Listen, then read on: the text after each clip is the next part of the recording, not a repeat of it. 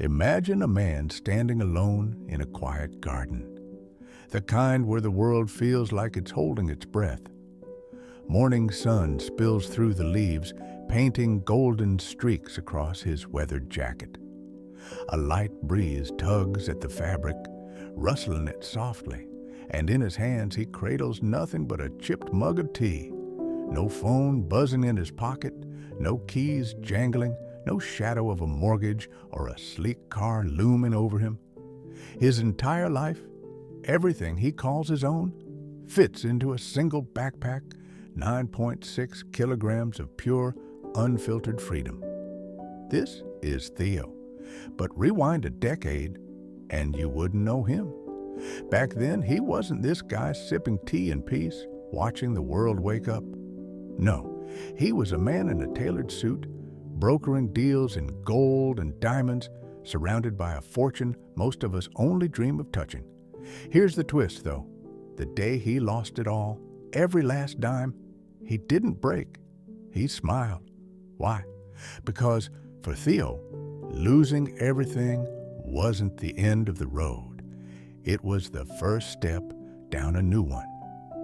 Hey there, I'm James Smith from the Joyful Senior channel, and welcome to today's story, Freedom Through Letting Go, One Man's Secret to Happiness in a Minimalist Life. If you've ever wondered what happiness really looks like, or felt like your own stuff's burying you alive, this one's for you. Theo's not some mountaintop preacher telling you to ditch your phone or torch your closet. He's just a guy, a regular guy, who wrestled with a question we all face at some point. What does it mean to have enough? And what happens when you stop chasing more? His answer's wild, raw, and maybe a little uncomfortable. So grab a coffee or tea if you're feeling Theo's vibe, and stick with me. This journey might just make you rethink what's weighing you down and what you're ready to drop. Let's roll back the clock to meet the old Theo, the businessman version, the one who'd scoff at backpacks and gardens. Picture him, mid-30s, sharp as a razor, striding through a high-rise office where the walls are glass and the view screams power. This is Theo 1.0, king of his domain. His world was gold and diamonds, high-stakes trades, the kind that land you a penthouse with a skyline view and a contact list full of big shots. He wasn't just good at it, he was a predator. Deals sealed over rare steaks and aged bourbon, handshakes that glittered with promise. Theo had the Midas touch. His desk was a fortress, dark mahogany, polished to a mirror sheen, stacked with contracts next to a crystal decanter of whiskey he'd crack open for the wins. His suits?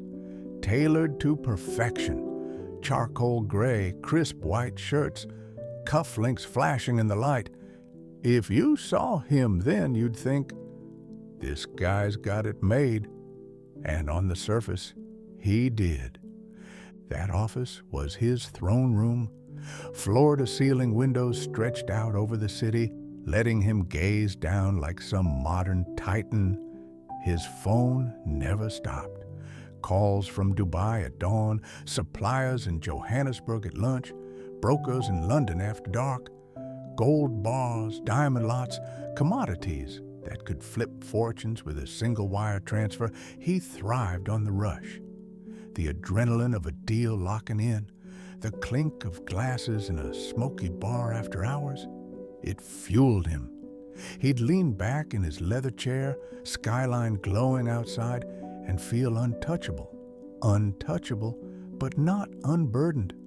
Because here's the thing about gold and diamonds, they're heavy, not just in weight, but in what they drag along. Theo didn't catch it at first. He was too deep in the game, too busy tallying zeros to notice the cracks creeping in. It started small. He'd be mid-call, haggling over a shipment from some distant mine, and a headline would flash across his screen. Deforestation spikes in Congo. Or he'd sign off on a diamond batch and overhear whispers. Blood on those stones, kids swinging picks instead of playing, families shattered for a gem on some rich lady's finger. He'd brush it off. Not my mess, he'd think, pouring another whiskey, the burn drowning the unease, but it stuck. Nights grew long, restless. He'd sit in that penthouse, marble floors cool under his feet, designer furniture he barely sat on, a fridge full of champagne he didn't touch, and feel the walls inching closer. The view didn't dazzle anymore. It stared back, cold and accusing. Keys jangled in his pocket as he paced. Keys to the office, the apartment, the safe. Once his empire's pulse, now a leash tightening around his neck. He tried to shake it. Booked a trip to Paris once, thought the city of light might burn off the shadows. Strolled along the Seine, watched the water dance under the bridges, but his mind wouldn't leave the supply chain behind the gold on his wrist. He'd sip espresso in cafes, surrounded by tourists who'd kill for his life, and feel like a liar in his own skin. Back home, it festered. Meetings turned sharp. He'd snap at his assistant, bark at clients. Reports piled up, profits soaring, stockpiles secure, but his eyes glazed over. A documentary on mining towns flickered on late one night. A protest chant, "Stop the greed," echoed outside his tower the next day. He wasn't the CEO, not the one digging the pits, but he was the link. And that link felt filthy, a stain he couldn't scrub off. Then came the night. It all shattered. Past midnight, city hushed, except for the faint hum of traffic below. Theo sat alone in his office, hunched over numbers, distracted, sloppy, not himself. He didn't hear the footsteps, didn't clock the shadows until they were on him. 3 guys, masked, quick, cracked his safe. Cash, gold samples, uncut stones for a client, gone in minutes.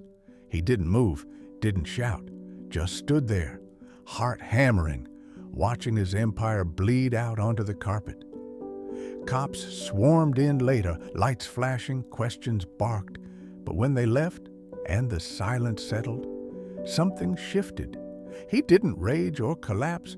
He sat, stared at the empty safe, and let out a long, slow breath, like he'd been holding it for a decade. Morning came, sun creeping over the skyline. Theo perched on his penthouse sofa, shirt wrinkled, stubble creeping in. His phone buzzed, friends, assistant, panic, but he let it hum.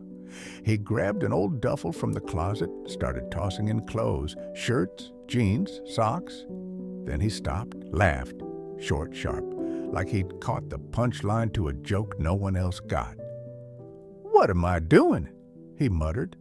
He dumped it out, started over, deliberate now. 3 pairs of pants, sturdy, light, spare, a handful of tees, a jacket with frayed cuffs, some thermal underwear for nights he hadn't planned yet.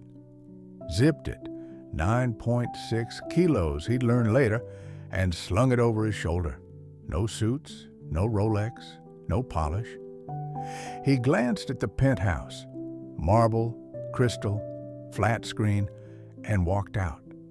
Didn't lock it, didn't take the keys.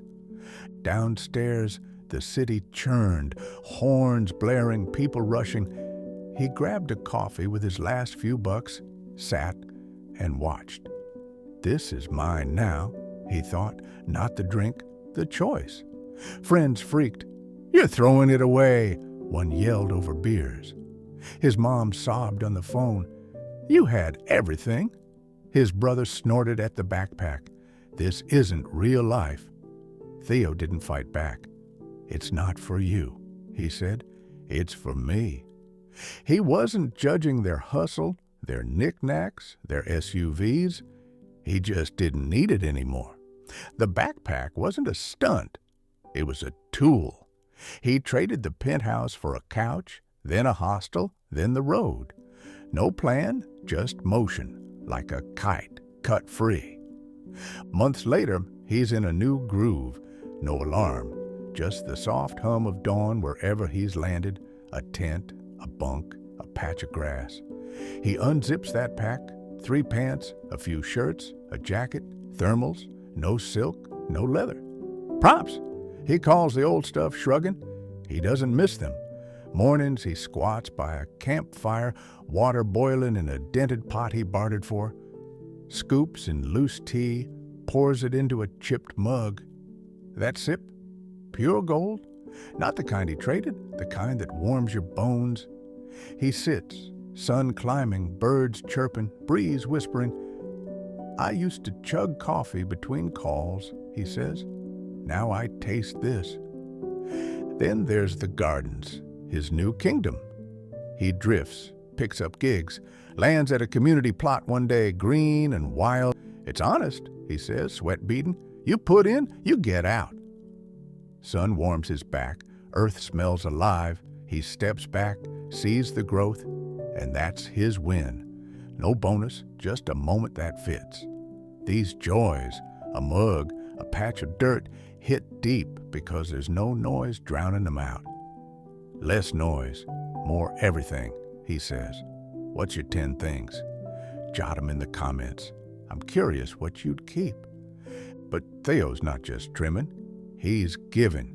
No house, no grind.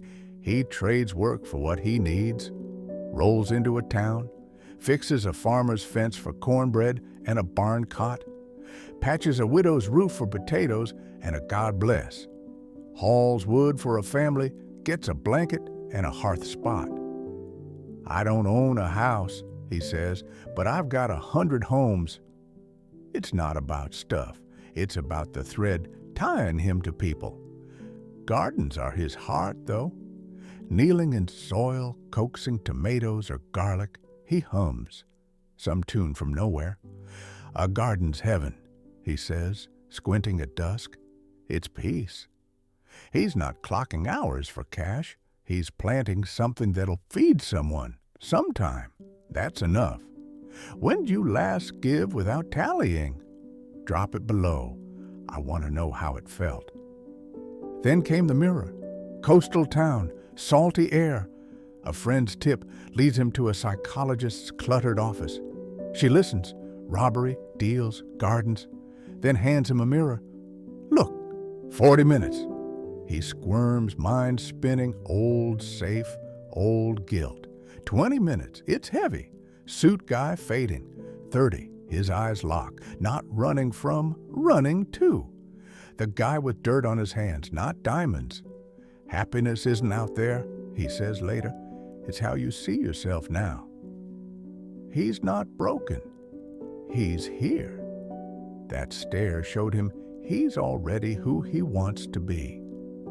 Now he's on a hillside, tea steeping by a low fire. Life's a tea bag, he muses. Soak in it, or it's just water. He's awake. Every shovel, every sip counts. No rush, just presence. From a weighed-down dealer to this, light, real, tuned to the earth and sky. Freedom's not having it all, he says, embers glowing. It's knowing enough and living true. He spills tea, gets rained on, but he's whole. Here's Theo now. No empire, just 9.6 kilos and a grin that cuts deep. From penthouse to path, he shed the cage for a song. You've seen it. Guilt to gardens, chains to choices. He's free, not from nothing, but from needing more. So what's your weight to drop? A grudge, a gadget? Share it below, I'm reading. He's still out there unfolding, and so are we. Hit subscribe, ring the bell. The Joyful Senior channel has more stories coming. Share this, and let's keep it rolling.